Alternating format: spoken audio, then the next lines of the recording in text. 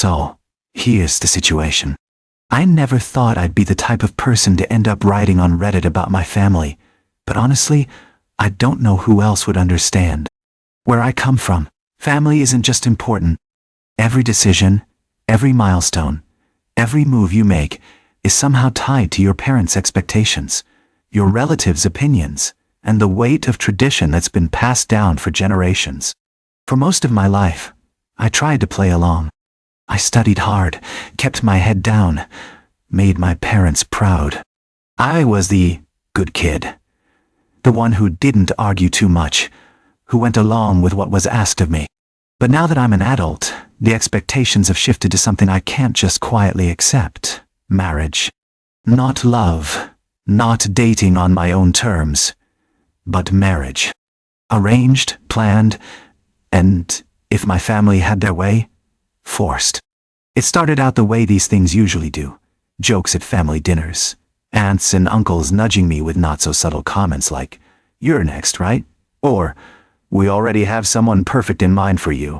I laughed it off at first, because that's what you're supposed to do. Smile, laugh, brush it away. But behind the laughter, I could feel the pressure building, as though every meal, every conversation, every phone call was laying another brick on a wall that was closing in around me. I don't hate my family. I want to make that clear. But there's a difference between family caring about your future and family trying to control your future. And somewhere along the way, that line blurred. This is the story of how my family tried to force me into a marriage I didn't want, how it nearly tore us apart, and what I learned about standing up for myself when the people closest to me refused to hear the word no. No. The first real push came on an otherwise ordinary Sunday. Family gatherings were routine. Everyone crammed into the living room, the air heavy with the smell of spices from the kitchen, voices layered on top of one another. You'd grown used to the rhythm. Elders on the couches, kids running underfoot, cousins swapping stories in the corner. But that day, the conversation turned. It began innocently enough. Your mother chatting with an aunt about a family friend's son who had just finished his degree, landed a stable job and, most importantly, was looking for a wife. You caught the way their eyes slid toward you, the sly smiles tugging at their lips. Then your aunt laughed lightly. It would be perfect, wouldn't it? He's handsome, successful, comes from a good family. What more could you ask for? Nah. Your stomach tightened.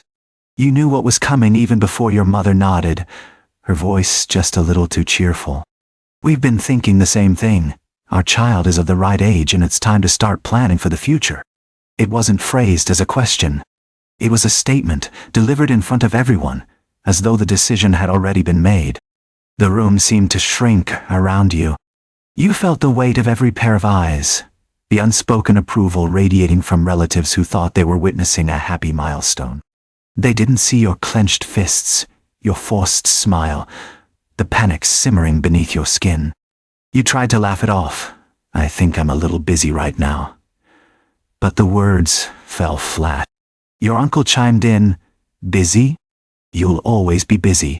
That's why family helps. You don't have to think, just say yes." Main, Nanti, Dao. It was meant as reassurance, but it felt like a trap.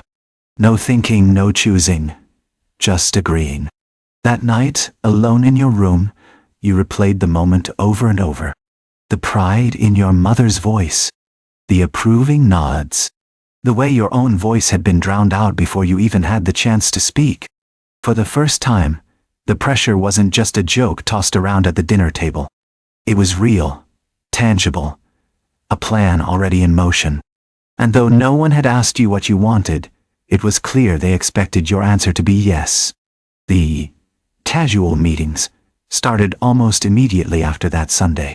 They were never presented as formal matchmaking, of course. Your family was too clever for that.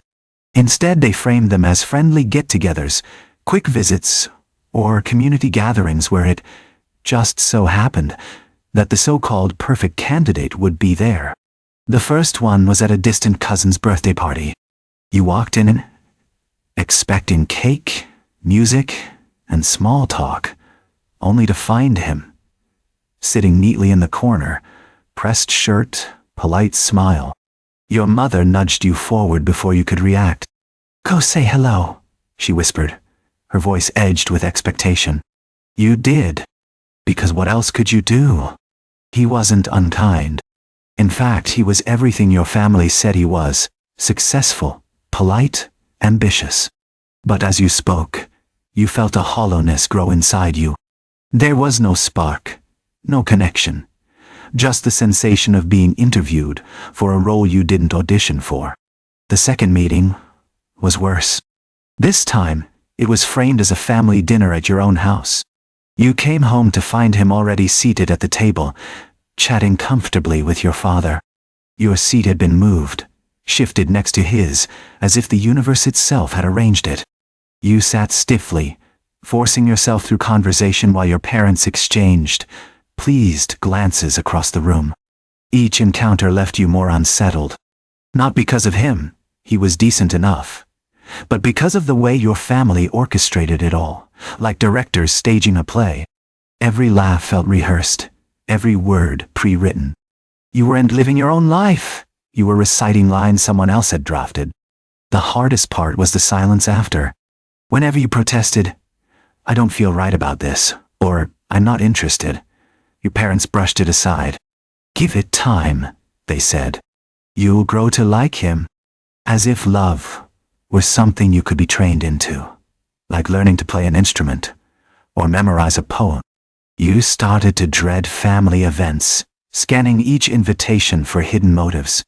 Was it really a wedding celebration, or just another excuse to put you in the same room again? Was every meal, every outing, another stage in the performance you never agreed to join? And yet, despite your unease, you kept showing up. Because saying no wasn't simple in your family. Refusing wasn't just rejecting the meetings, it was rejecting the culture, the traditions, the people who had raised you. But deep down, you knew you couldn't keep playing along forever.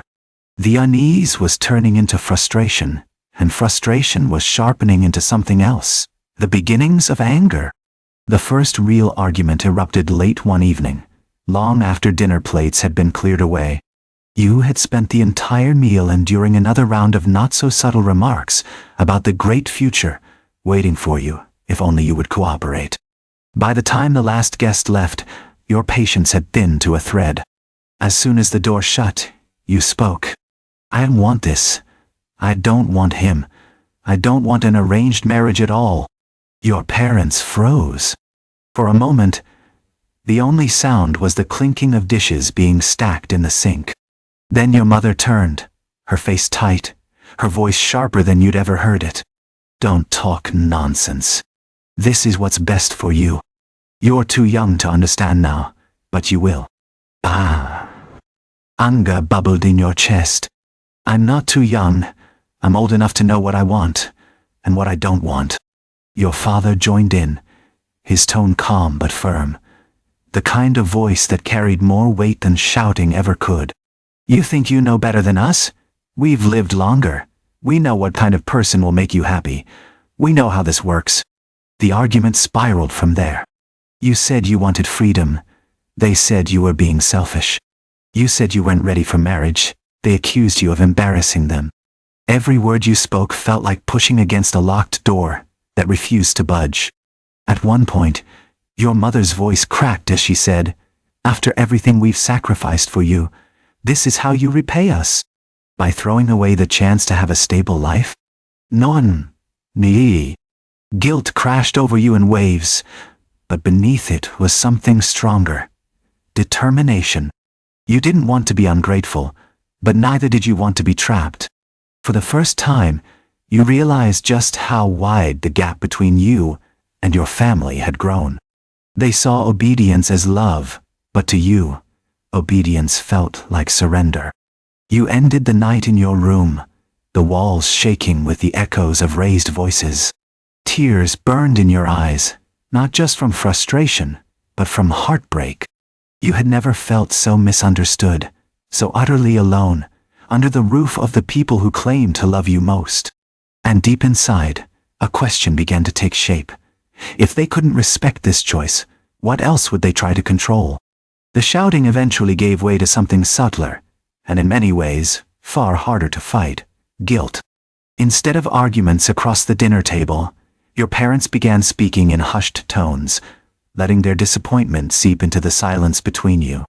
Your mother would sigh heavily while folding laundry, murmuring just loud enough for you to hear, "All I want is to see my child happy before I die." Your father would shake his head at family photos on the wall, muttering, "We gave everything for this family, and still it isn't enough." The words were carefully chosen daggers, never direct enough to be called cruel, but sharp enough to pierce.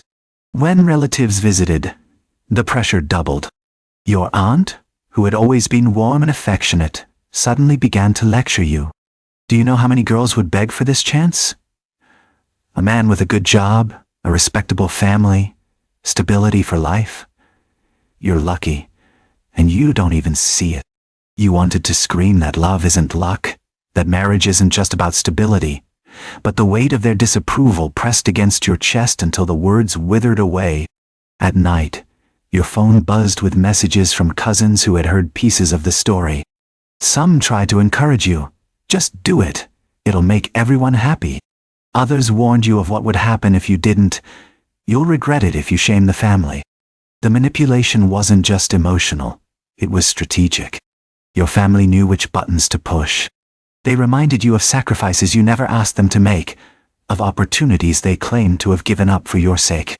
They painted your refusal as selfishness, your independence as betrayal.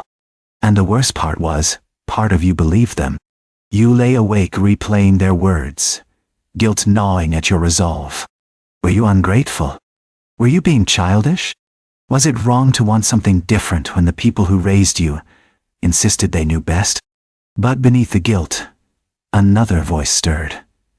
A small, insistent whisper. If this marriage were truly right for you, why would they need to twist your arm to make you accept it? It was a thought you clung to like a lifeline, even as the pressure closed in tighter. The breaking point came during a family gathering that was supposed to be a celebration. A cousin had just gotten engaged, and the house was buzzing with music, food, and chatter. You went hoping to blend into the background, to simply smile politely and slip away without incident. But of course, your family had other plans. Halfway through the evening, when the laughter was at its loudest, your mother called you over. Standing proudly beside her was the man your family had been pushing toward you. He was dressed neatly, holding a plate of food, smiling as though the two of you were already bound together. "This," your mother announced loudly enough for the room to hear, "is the person we've chosen. Isn't it wonderful? Soon we'll have another wedding to celebrate." The room erupted in cheers and applause. Relatives clapped you on the back, teased you with knowing smiles, even began asking when the ceremony would be. Your throat tightened, your palms sweaty, heat rushing to your face as though you were trapped in a spotlight. You looked around for escape, but everywhere you turned there were expectant faces, approving nods, voices urging you to smile, to agree, to accept. And then you saw your father, arms crossed, gaze firm, daring you to contradict them. Something inside you cracked. The humiliation, the manipulation, the endless pressure, it all surged at once.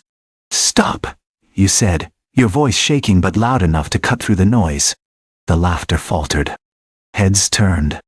"I never agreed to this," you continued, your voice stronger now. "You can clap and cheer all you want, but I am not marrying him. Not now, not ever." The silence that followed was suffocating. Plates paused midair. Conversations froze. The music suddenly felt too loud against the stillness of the room. The man looked down awkwardly, clearly uncomfortable, while your mother's face hardened into stone. Relatives whispered behind their hands, the buzz of gossip already spreading. You felt the weight of every stare, but also, strangely, something else. Relief, For the first time, the truth was out in the open. You left the room shaking, your heart pounding, but your steps steady. You knew the fallout would be brutal. You knew the arguments were far from over. But at least finally, your voice had cut through the noise. And once spoken, you couldn't take it back. That night, after the disaster of the engagement party, you couldn't sleep. The image of your relatives' shocked faces replayed in your mind like a cruel loop. Every whisper, every disapproving glance felt etched into your skin. You knew tomorrow would bring more arguments, more disappointment, more cold silence from your parents. So you reached out to the one person you thought might understand. A cousin who had always been more like a sibling than a relative. You texted first, hesitant, and when they replied right away, you called. The moment you heard their voice, everything you had bottled up spilled out.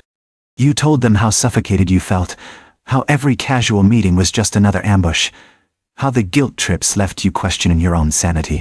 You confessed the dread you carried to every family event, the way your parents' words echoed in your head long after the arguments ended. To your relief, they didn't laugh, didn't scold, didn't call you ungrateful. Instead, they sighed heavily. I know exactly what you mean, they admitted. They tried the same thing with me a couple of years ago.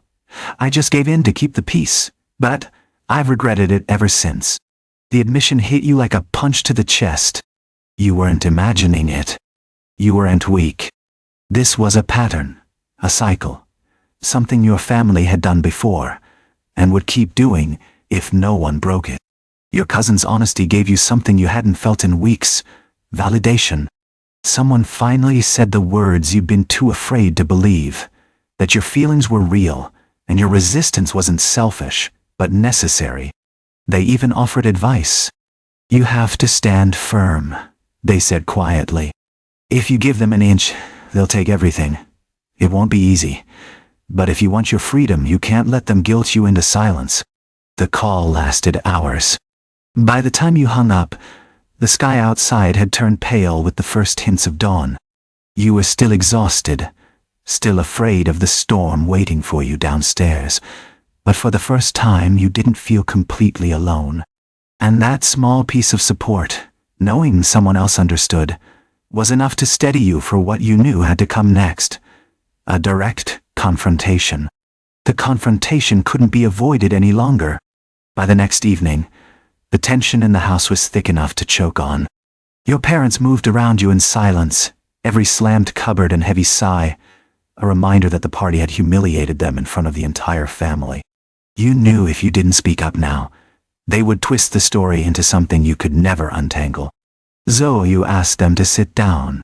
Just the three of you, in the living room where so many family discussions had taken place before. Except this time, you weren't a child being lectured. This time, you came prepared to speak. I need you to hear me, you began, your hands shaking despite your best efforts. I am not marrying him. I don't care what the relatives think. I don't care what people say. I will not spend my life with someone I don't choose. Your mother's eyes flashed with anger. Do you realize what you've done? Everyone is talking about us. You've shamed this family. But instead of shrinking, you met her gaze. No, Tal. I didn't shame this family. You did by trying to force me into something I never agreed to. Your father leaned forward, his voice low and dangerous. You think you can speak to us this way? After everything we've given you, you owe us respect. I do respect you. You shot back, your voice cracking under the weight of tears. But respect doesn't mean giving up my freedom. Respect doesn't mean living someone else's life. The argument surged like a storm. Your parents raised their voices, listing sacrifices, painting you as ungrateful, selfish, reckless. But for once, you didn't back down. You repeated the truth over and over. I will not marry him. I will not let you decide for me. The shouting went in circles until finally your father stood up, face red, fists clenched. Then, maybe you don't belong in this family, he spat, before storming out of the room. The words hit like a slap, leaving the air ringing with silence. Your mother looked at you with tears brimming in her eyes, torn between anger and sorrow, but she said nothing.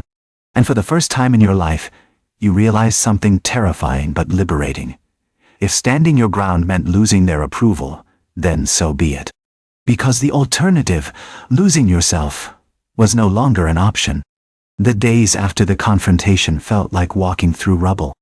The house was the same, but nothing in it felt familiar anymore. Your father barely spoke to you, his silence louder than any shouted argument.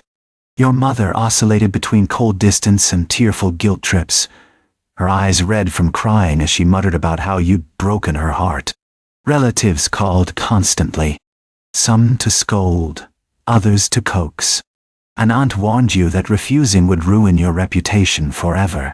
A cousin insisted you were making a mistake you'd regret for the rest of your life. Even neighbors seemed to know, their sympathetic looks carrying a sharp edge of judgment. The story had traveled faster than you imagined, and everywhere you turned, you felt it pressing down on you. At home, the tension seeped into every corner. Meals were eaten in silence. Your father left the room whenever you entered. The walls seemed to hum with disappointment. What once had been a place of safety now felt like a cage, each glance from your parents another bar closing around you. But there were moments of clarity too. Your cousin, the one you had confided in, called again. "They'll come around eventually," they said softly. "It feels impossible now. But one day they'll see you were right to choose yourself." Their words were a lifeline, a reminder that you weren't entirely alone, even if it felt that way most of the time. Still, the weight of the fallout was crushing. Guilt clawed at you during sleepless nights. You questioned yourself endlessly. Had you gone too far? Was your father right? Had you betrayed them? Was freedom worth the fracture of family? But each time those doubts circled, you returned to the same truth. If you gave in, if you bowed to the pressure, you would lose more than your freedom. You would lose yourself. And no matter how heavy the fallout became, you couldn't let that happen. Looking back now, the storm has quieted, though the scars remain. Your family still struggles to understand, still clings to the belief that their way would have been better. There are moments when the silence between you feels endless, a canyon carved by words that can't be unsaid. And yet, through it all, you've learned something you never would have grasped if you'd given in. You learned that love and control are not the same. Your family told themselves they were acting out of love. But love doesn't suffocate, doesn't corner, doesn't erase a person's will. True love allows space for choice, even when that choice is uncomfortable. You learned that guilt can be wielded like a weapon, and that surviving it requires strength you didn't know you had. Their sighs, their accusations, their constant reminders of sacrifice might have broken you once. But now you see them for what they are, tools of manipulation, not proof of your worthlessness. You learned that support doesn't always come from where you expect it. A single cousin's honesty carried you more than 100 relatives' lectures. Sometimes, family is chosen, not just inherited. Most of all, you learned the power of your own voice. For years you stayed quiet to keep the peace, to be the good child everyone expected. But peace built on silence is fragile, and goodness defined by obedience is a cage. Speaking up shattered that illusion, and though it hurt, it was real. The fallout lingers, yes. But when you wake in the morning, you breathe easier, knowing you are living your life, not the life someone else scripted for you. That freedom, fragile and hard-won, is worth every argument, every whisper, every tear. And if anyone asks, you can say it plainly. My family tried to force me into a marriage I didn't want. I chose myself instead.